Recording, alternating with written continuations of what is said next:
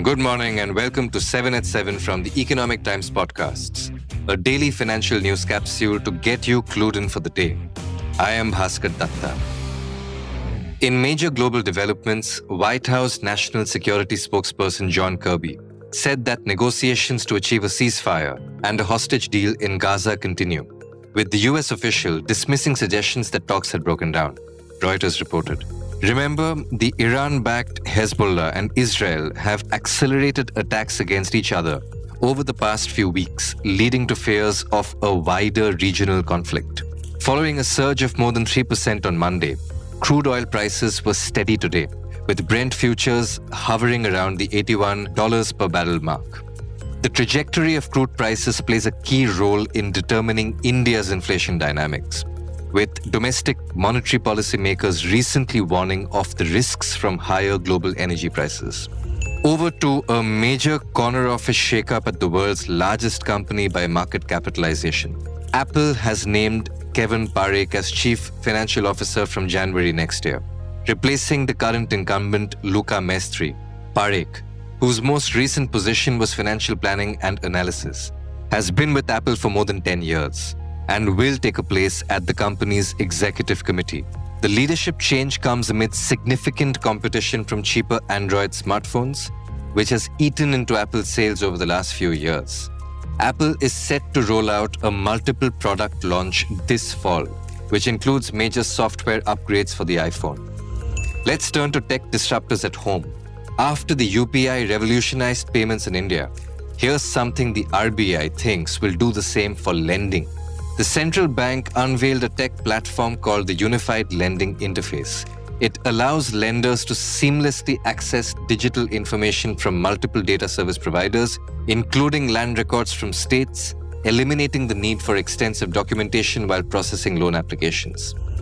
More news from the RBI. Remember, the central bank recently announced rules that say that infrastructure companies raising project finance would have to provision much more money than they used to.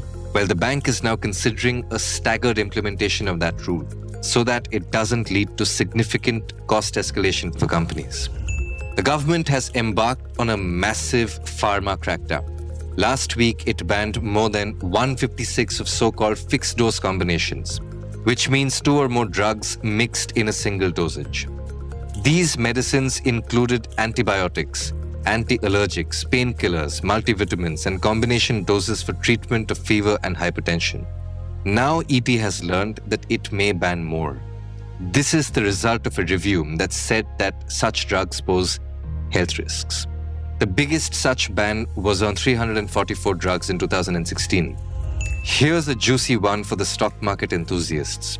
It's IPO season, and this might be the strangest listing this year.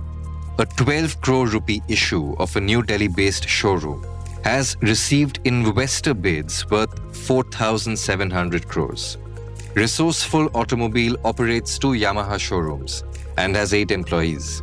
The issue, categorized as a small and medium enterprises IPO, got nearly 400 times worth of subscriptions on the final day of bidding, which was Monday. FYI, in the last financial year, the company clocked a revenue of Rs 17 crore and a net profit of slightly more than 1 crore. For Matrix fans listening to us, it's time to choose between the red pill and the blue pill.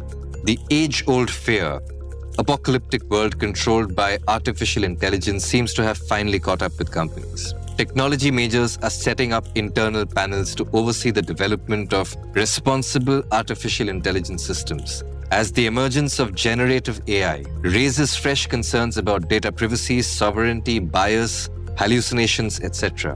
IBM, Wipro, and Automatic Data Processing are amongst the companies that have constituted such bodies.